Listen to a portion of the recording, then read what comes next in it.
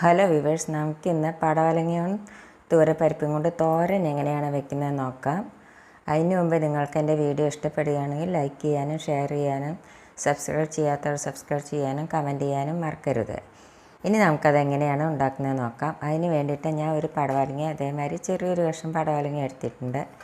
പിന്നെ അതിലേക്ക് വേണ്ടത് തൂരപ്പരിപ്പ്, ഒരു കയ്യിന് ഒരു പിടി തൂരപ്പരിപ്പാണ് എടുത്തിരിക്കുന്നത്. അത് കുക്കറിൽ വെച്ചിട്ട് വേവിച്ചെടുത്താണ്. ഒറ്റ വിസിലേ വരാൻ പാടുള്ളൂ. ഇത് കണ്ടില്ലേ, അധികം വേവാൻ പാടില്ല. അതേമാതിരി അധികം വേവാൻ പാടില്ല. വെന്തുടഞ്ഞാൽ അത് ടേസ്റ്റ് ഉണ്ടാവില്ല. ഒന്ന് വേവാനേ പാടുള്ളൂ. പിന്നെ കുറച്ച് കരിവേപ്പിൻ്റെ ഇല എടുത്തിട്ടുണ്ട്. പിന്നെ അതിലേക്ക് ചതയ്ക്കാനായിട്ട് നാളികേരം ഒരു 4-5 സ്പൂൺ എടുത്തിട്ടുണ്ട്.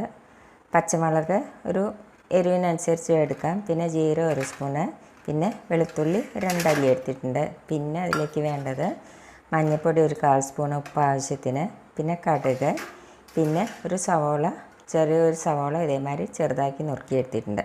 ഇത്ര സാധനമാണ് വേണ്ടത്. ഇനി നമുക്കത് എങ്ങനെയാണ് ഉണ്ടാക്കുന്നത് നോക്കാം. ആദ്യം നമുക്ക് പടവലങ്ങയുടെ തൊലി കളഞ്ഞിട്ട് അത് ചെറുതാക്കിയിട്ടൊന്ന് മുറിച്ചെടുക്കാം.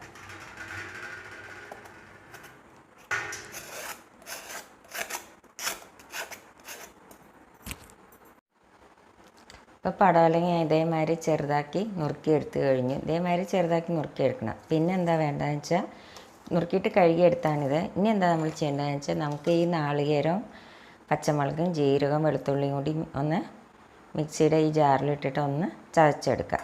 ഒന്ന് ചതയ്ക്കാനേ പാടുള്ളൂ.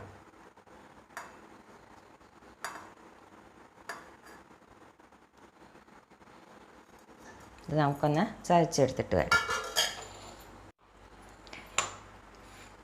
അപ്പോൾ നാളികേരം പച്ചമുളകും ജീരകവും വെളുത്തുള്ളിയും കൂടി ചതച്ചെടുത്താണ്. ഇനി നമ്മളെന്താ ചെയ്യേണ്ടതെന്ന് വെച്ചാൽ ഒരു ചീനച്ചട്ടി അടുപ്പത്ത് വയ്ക്കാം.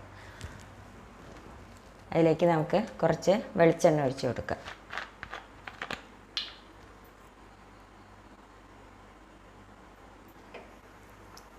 വെളിച്ചെണ്ണ ഒഴിച്ച് കൊടുത്തു. അതിലേക്ക് നമുക്ക് ഈ കടുക് ഇട്ട് കൊടുക്കാം. കടുകൊന്ന് പൊട്ടട്ടെ.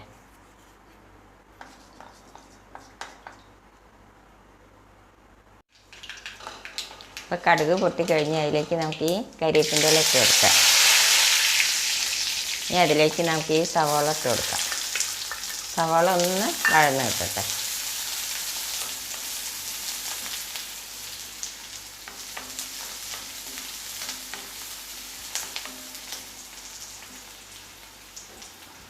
ഇപ്പോൾ സവാള ഒന്ന് വഴന്ന് കഴിഞ്ഞു. ഇനി നമുക്കതിലേക്ക് ഈ നുറുക്കി വെച്ച പടവലങ്ങ ഇട്ട് കൊടുക്കാം.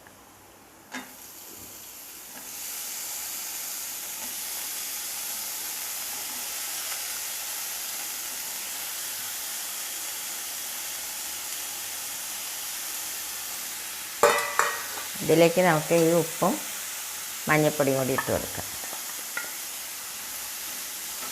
ഇതൊന്ന് മിക്സ് ചെയ്യാം. മിക്സ് ചെയ്തിട്ട് ഇതിൻ്റെ സെൻറ്ററിൽ നമുക്ക് ഈ നാളികേരം ചതച്ചത് ഇട്ട് കൊടുക്കാം.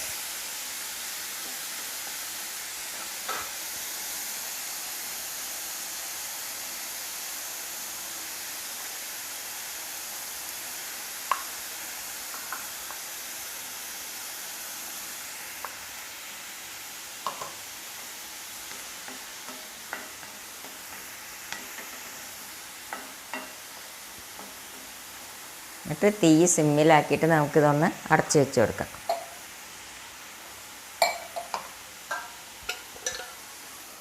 ഇടയ്ക്കൊന്ന് തുറന്ന് നോക്കി നമ്മൾ ഇളക്കി കൊടുക്കണം കേട്ടോ.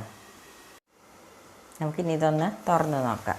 ഇതൊന്ന് നല്ലപോലെ ഒന്ന് മിക്സ് ചെയ്ത് കൊടുക്കാം.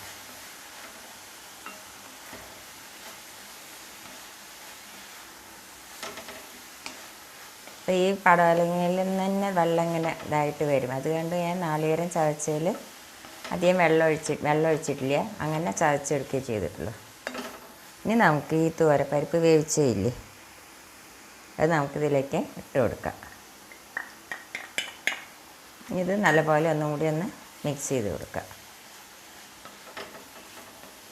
എന്നിട്ട് നമുക്കൊന്നും കൂടി ഇത് അടച്ച് വെച്ച് കൊടുക്കാം. തീ സിമ്മിലാക്കിയിട്ട് വേണം വയ്ക്കാൻ. ഇനി നമുക്കിതൊന്ന് തുറന്ന് നോക്കാം. അപ്പം നമ്മുടെ തോരൻ റെഡിയായി. ഇനി നമുക്ക് എന്താ ചെയ്യേണ്ടതെന്ന് വെച്ചാൽ നമുക്കിതിലേക്ക് കുറച്ച് വെളിച്ചെണ്ണ ഒഴിച്ചു കൊടുക്കാം.